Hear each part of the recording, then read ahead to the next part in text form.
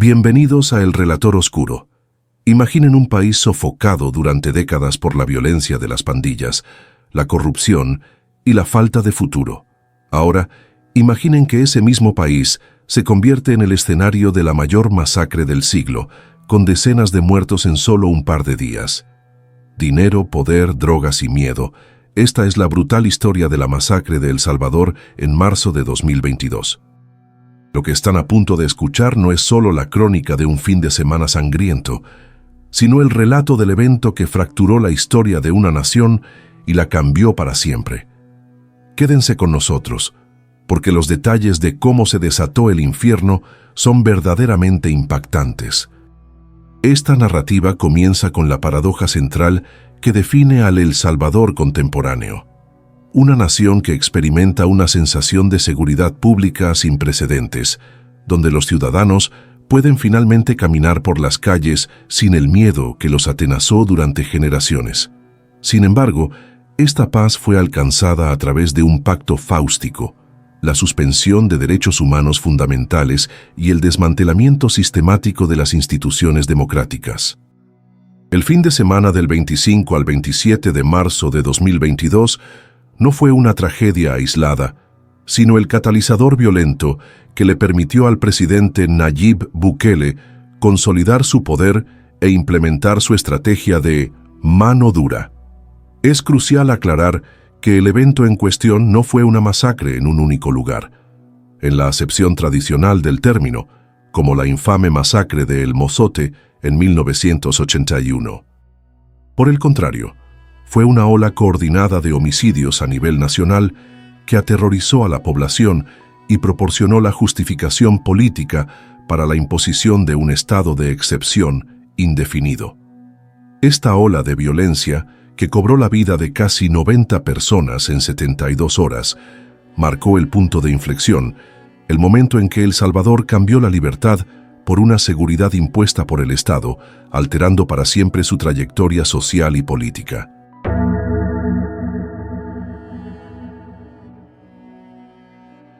Para entender la magnitud del baño de sangre de marzo de 2022, primero debemos comprender la naturaleza del monstruo que aterrorizaba a El Salvador.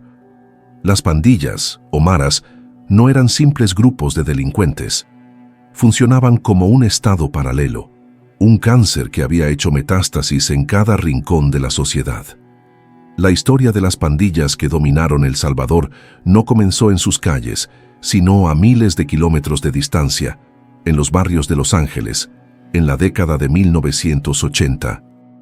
La Mara Salvatrucha, MS-13 y su rival Barrio 18 fueron formadas inicialmente por inmigrantes salvadoreños para protegerse de otras pandillas. Eran productos de una diáspora forzada por la brutal Guerra Civil Salvadoreña, 1979-1992, un conflicto que desplazó a más de 1 millón de personas. El punto de inflexión que selló el destino de El Salvador ocurrió tras el fin de la Guerra Civil. En una decisión con consecuencias catastróficas, Estados Unidos implementó una política de deportación masiva de miembros de pandillas con antecedentes penales.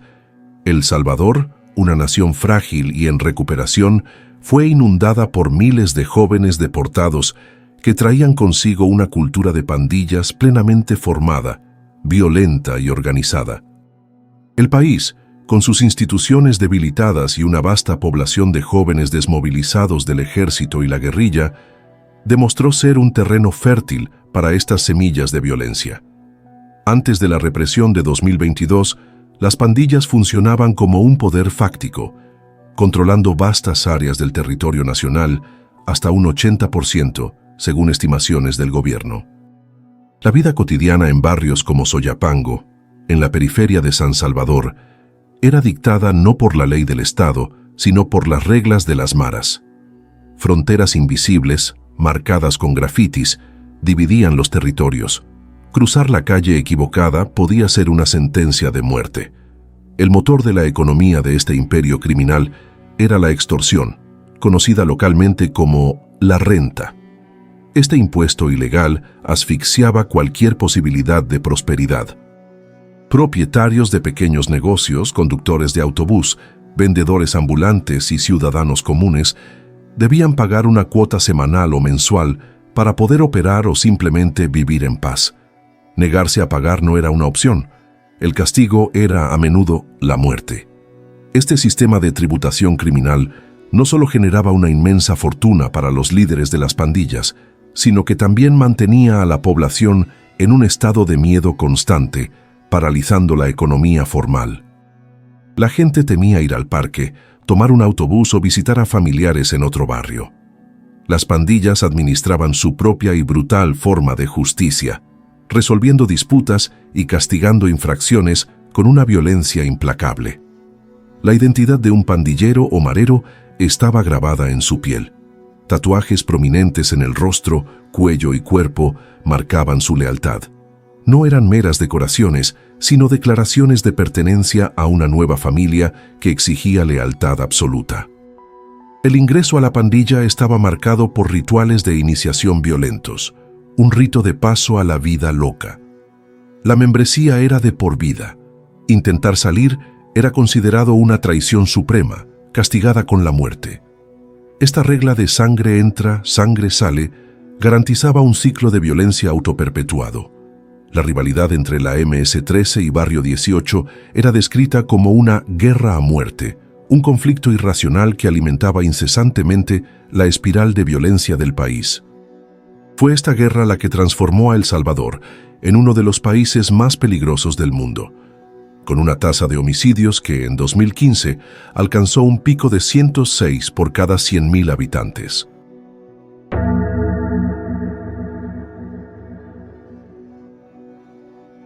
La práctica de negociar con las pandillas para gestionar los niveles de violencia no comenzó con el gobierno de Nayib Bukele. En marzo de 2012, la administración del presidente Mauricio Funes medió una tregua entre la MS-13 y Barrio 18. El resultado inmediato fue una drástica caída en la tasa de homicidios. Sin embargo, este proceso de paz estuvo permeado por acusaciones de corrupción y concesiones indebidas a líderes pandilleros encarcelados. La tregua finalmente colapsó en 2014 y la violencia regresó con una fuerza aún mayor. Este precedente histórico es fundamental, pues establece un patrón. En lugar de abordar las causas de fondo de la violencia, los gobiernos optaron por tratar a las pandillas como actores políticos con quienes se podía negociar para obtener ganancias a corto plazo. A pesar de llegar al poder prometiendo rechazar cualquier pacto, investigaciones periodísticas del medio El Faro y de fiscales de Estados Unidos revelaron que la administración de Bukele se involucró en negociaciones secretas con la cúpula de la MS-13 y Barrio 18. El acuerdo, presuntamente, seguía el mismo patrón. Las pandillas reducirían los homicidios a cambio de beneficios significativos para sus líderes presos. Estos beneficios incluían mejores condiciones carcelarias, acceso a dinero y, crucialmente, la promesa de no ser extraditados a Estados Unidos, donde enfrentarían cargos de terrorismo. Un acuerdo que, de ser cierto, constituiría un fraude a la confianza pública y un peligroso juego con la seguridad nacional. Esta paz frágil y clandestina se hizo añicos en marzo de 2022. Según la investigación de El Faro, la explosión de violencia fue una represalia directa de la MS-13 contra el gobierno, por lo que consideraron una traición del acuerdo. Los detalles exactos de la traición permanecen oscuros, pero la respuesta de la pandilla fue una demostración brutal de su poder. Una de las pruebas más contundentes que apunta a estas negociaciones ocurrió durante el propio fin de semana de los homicidios. Documentos oficiales obtenidos por El Faro muestran que, mientras el país era sacudido por la violencia, el gobierno estaba retirando secretamente a líderes de alto rango de la MS-13 de la prisión de máxima seguridad. Estos movimientos sugieren que, incluso en medio de la carnicería, se estaban llevando a cabo frenéticas negociaciones de alto nivel entre el Estado y los arquitectos de la masacre. La ola de homicidios no fue, por tanto, un acto de violencia aleatorio, sino la consecuencia directa del colapso de una política gubernamental secreta y peligrosa. Sin embargo, Este fracaso catastrófico fue magistralmente explotado por Bukele como la justificación perfecta para asumir poderes de emergencia, transformando un desastre político en una oportunidad para la consolidación del poder.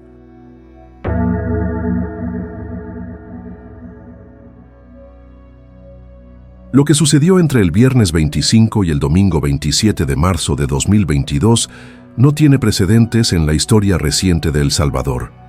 Fue una cacería humana sistemática, diseñada para infligir el máximo terror en el menor tiempo posible. Viernes 25 de marzo. La calma. Antes de la tormenta. El día comenzó como cualquier otro viernes en El Salvador.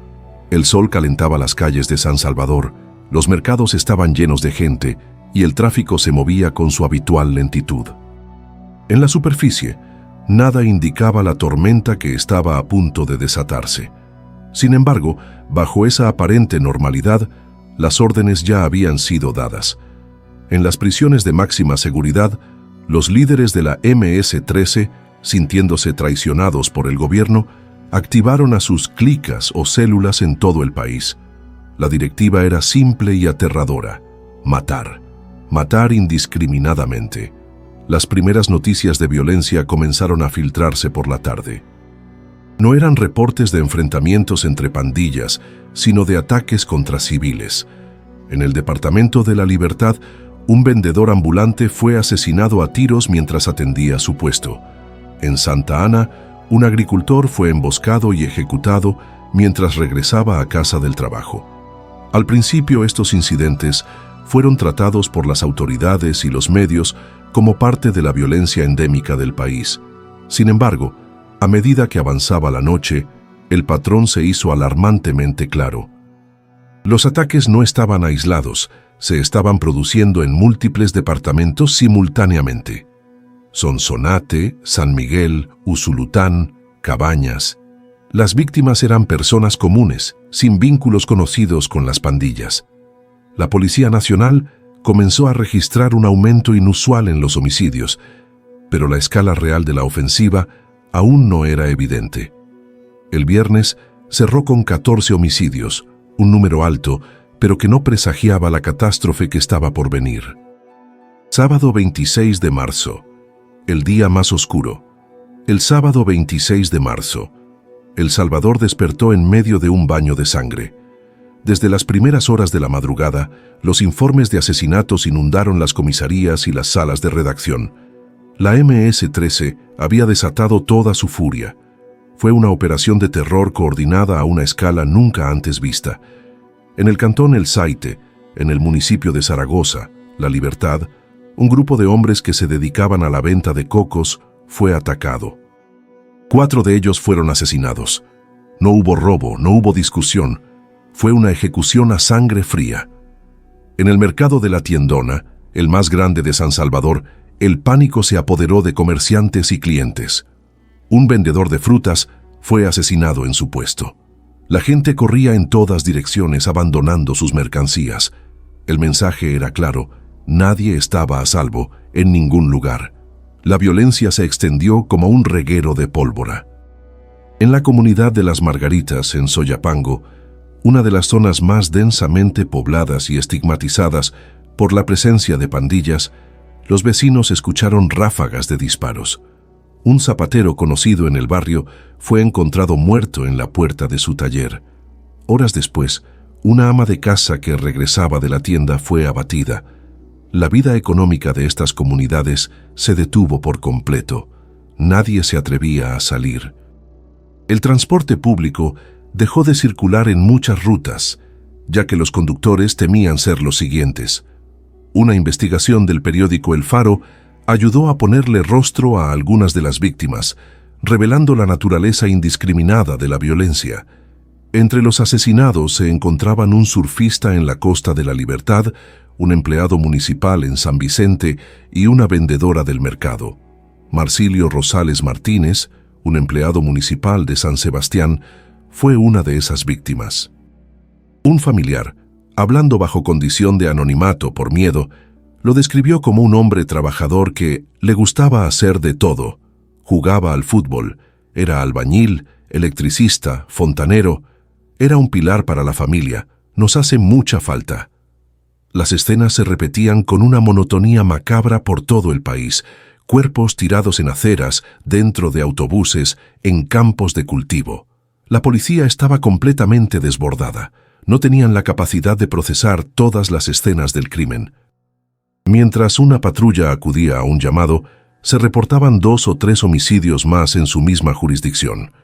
La estrategia de la pandilla era evidente: dispersar los ataques para colapsar la respuesta de las fuerzas de seguridad y maximizar la sensación de caos y desprotección. A medida que el sol se ponía el sábado, la cifra de muertos seguía aumentando a un ritmo vertiginoso. La noche trajo aún más horror. En la oscuridad, los escuadrones de la muerte de la MS-13 se movían con impunidad, cazando a sus víctimas. La población se encerró en sus casas, rezando para que la noche terminara. Las redes sociales se llenaron de rumores, fotos y videos, amplificando el terror. Para cuando el reloj marcó la medianoche, El Salvador había vivido el día más violento en su historia desde el fin de la guerra civil. Las cifras oficiales confirmarían más tarde lo impensable. 62 personas habían sido asesinadas en un solo período de 24 horas. Domingo, 27 de marzo, el conteo final y la reacción del Estado. El domingo amaneció con una nación en estado de shock. La masacre no había terminado. Aunque el ritmo de los asesinatos disminuyó, la violencia continuó. Se encontraron más cuerpos, elevando la cifra total del fin de semana. Las familias comenzaron la dolorosa tarea de buscar a sus seres queridos en las morgues, que estaban colapsadas. Mientras el país lloraba a sus muertos, el engranaje político comenzó a moverse a una velocidad vertiginosa. El presidente Nayib Bukele, que había permanecido en un relativo silencio durante el pico de la matanza, recurrió a su plataforma preferida, Twitter, para declarar la guerra. Aprovechando la ola de miedo e indignación pública, instó a la Asamblea Legislativa, controlada por su partido Nuevas Ideas, a aprobar un régimen de excepción de emergencia. El domingo por la noche, en una sesión express, la Asamblea aprobó la solicitud. La justificación era clara: el Estado necesitaba herramientas extraordinarias para combatir una amenaza extraordinaria. Mientras los legisladores votaban, los homicidios del fin de semana seguían sumando. Al final del día, el conteo total de víctimas fatales del fin de semana se situó en al menos 87, aunque algunas fuentes reportan hasta 92. La inmensa mayoría de estas víctimas, según los propios informes policiales, eran civiles sin afiliación criminal conocida. No fue un ajuste de cuentas entre criminales, fue un acto de terrorismo contra el pueblo salvadoreño, la consecuencia final y sangrienta de un pacto roto cuyo precio económico y humano fue incalculable.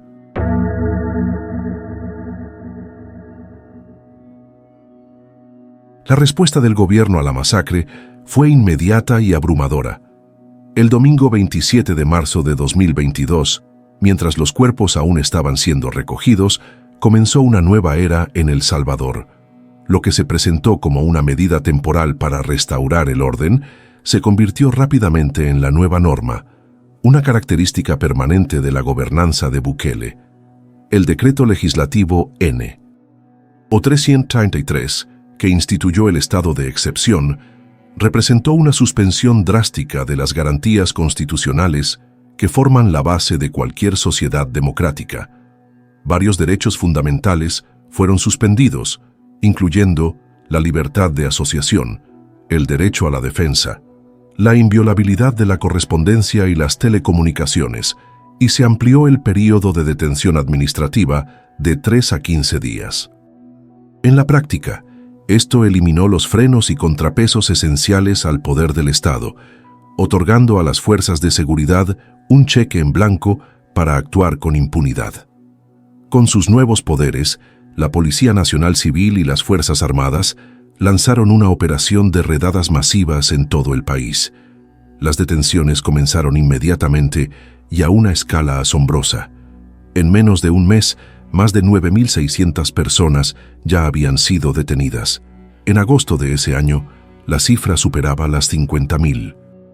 Un año después, eran más de 65.000, y actualmente el total de detenciones supera las 85.900.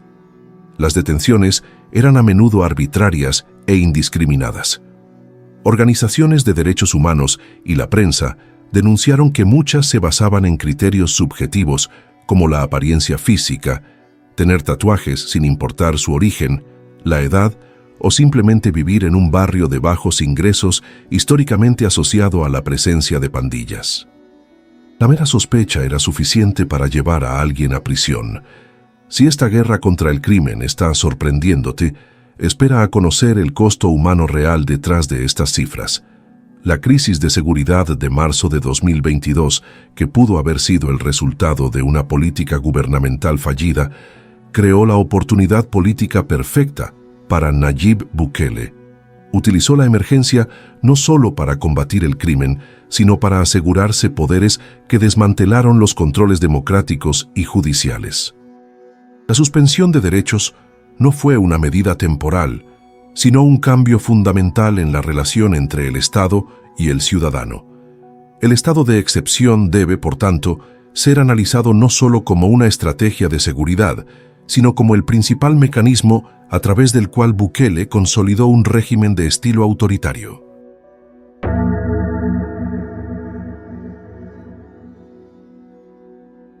La guerra contra las pandillas rápidamente se transformó en una guerra contra los derechos civiles, desencadenando una crisis humanitaria documentada exhaustivamente por organizaciones internacionales y locales.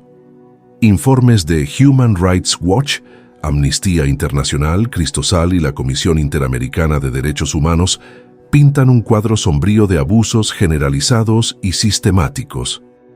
La evidencia acumulada indica que estas violaciones no son incidentes aislados, sino el resultado de una política de Estado deliberada. Las condiciones dentro del sistema penitenciario de El Salvador, ya precarias antes de 2022, se deterioraron a niveles catastróficos. Los relatos de tortura y malos tratos se volvieron comunes, incluyendo palizas brutales, uso de descargas eléctricas y asfixia. El número de muertes bajo custodia del Estado se disparó. La organización Cristosal documentó al menos 153 muertes en el primer año del estado de excepción, con muchos cuerpos presentando signos de violencia. Estimaciones más recientes de ONGs salvadoreñas sitúan el número total de muertes bajo custodia estatal en más de 415. Además de las muertes, los desaparecimientos forzados de corta duración se convirtieron en una práctica común, dejando a las familias en un limbo angustiante, sin información sobre el paradero o el estado de salud de sus seres queridos. El sistema de justicia colapsó. El principio de presunción de inocencia fue efectivamente abolido. Se implementaron audiencias masivas, donde cientos de acusados son procesados en conjunto, a veces en sesiones de pocos minutos por persona, sin posibilidad de una defensa individualizada. Los niños y adolescentes han sido particularmente afectados, con más de 3.300 menores detenidos. Los informes documentan que han sido sometidos a tortura, mantenidos en condiciones inhumanas y, en muchos casos, juzgados como adultos, en flagrante violación del derecho internacional.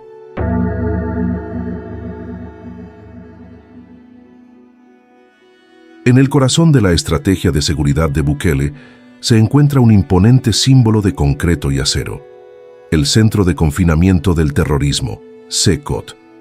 Inaugurada en enero de 2023, esta megaprisión fue construida para albergar a 40.000 reclusos, convirtiéndose en la más grande de las Américas. El CECOT es más que una instalación penitenciaria, es la pieza central de la máquina de propaganda del gobierno. Videos dramáticos, difundidos por el propio presidente, muestran a miles de reclusos tatuados y rapados, siendo trasladados y hacinados en celdas. Imágenes diseñadas para proyectar una imagen de fuerza y control absolutos. La construcción de esta prisión, una inversión de fondos públicos de enorme magnitud, estuvo envuelta en secretismo, con poca transparencia sobre los costos o los contratos. Las condiciones dentro del SECOT son deliberadamente inhumanas. El objetivo no es la rehabilitación, sino el castigo y el aislamiento total. Las visitas, la recreación y el acceso a actividades al aire libre están prohibidos. Los reclusos duermen en literas de metal sin colchones, en celdas superpobladas. La alimentación es racionada y las luces artificiales permanecen encendidas 24 horas al día. Estas condiciones violan flagrantemente las reglas mínimas de las Naciones Unidas para el tratamiento de reclusos. En una evolución alarmante, el gobierno de Bukele ha comenzado a exportar su modelo carcelario. Se anunció un acuerdo con Estados Unidos para que El Salvador reciba y encarcele en el SECOT a migrantes deportados y otros prisioneros. Esta medida transforma efectivamente el sistema penitenciario salvadoreño en un servicio para la exportación, financiado por potencias extranjeras. Con la tasa de encarcelamiento más alta del mundo, El Salvador se está transformando de un Estado-nación tradicional a un Estado carcelario, donde la función primordial y el símbolo del poder estatal son la detención y la brutalización en masa de una parte significativa de su población.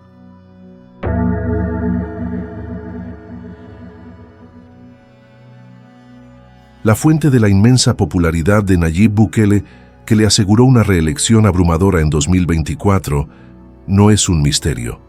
Para muchos salvadoreños, su guerra contra las pandillas trajo un beneficio tangible: la seguridad.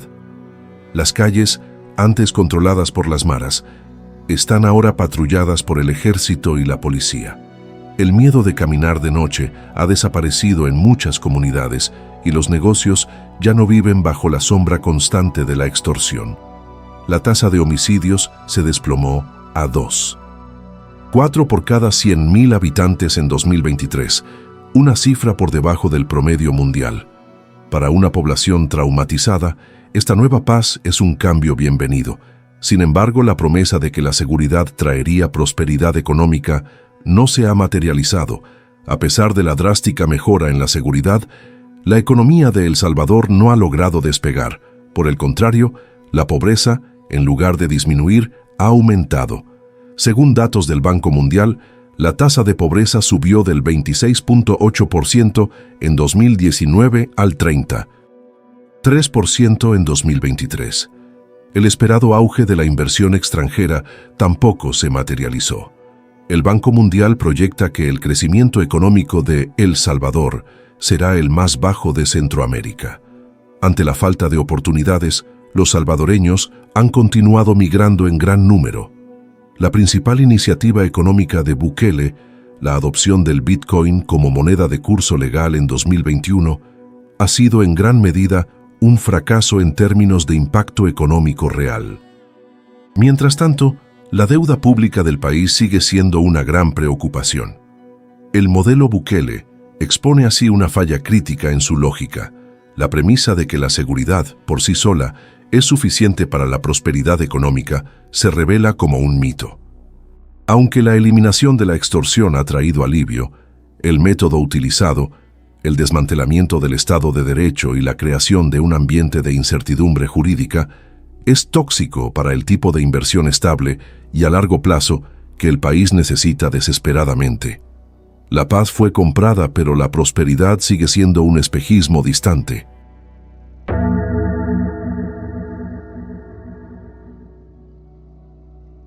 El día en que El Salvador se detuvo ante la sangre, una masacre que transformó a toda una nación.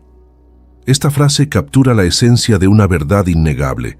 El fin de semana de marzo de 2022 marcó una transformación profunda y muy probablemente irreversible. Sin embargo, la naturaleza de esa transformación es compleja. La nación no simplemente se unió para superar una tragedia. En cambio, abrazó una solución que cambió un tipo de miedo por otro. El Salvador hizo un pacto faustiano claro. Abdicó de principios democráticos, derechos humanos y el Estado de Derecho a cambio de una seguridad impuesta por un Estado autoritario. El cáncer de las pandillas, que hizo metástasis durante décadas debido a la negligencia y corrupción del Estado, fue aparentemente extirpado, pero reemplazado por el poder absoluto y sin control del propio Estado. La violencia aleatoria de las maras dio paso a la violencia sistemática e institucionalizada del sistema de seguridad. La pregunta que queda es la sostenibilidad de este modelo. Al no abordar las causas profundas de la violencia, la pobreza, la desigualdad, la falta de educación y oportunidades, y al crear una población carcelaria masiva y brutalizada, el modelo podría estar sembrando las semillas de una futura explosión de violencia. La paz que los salvadoreños disfrutan hoy es real, pero es una paz frágil, impuesta por la fuerza y comprada a un costo moral y humano casi insoportable. Si esta historia te ha parecido reveladora, déjanos tu like y suscríbete para más análisis profundos de los eventos que moldean nuestro mundo. Producido por El Relator Oscuro. Hasta la próxima historia.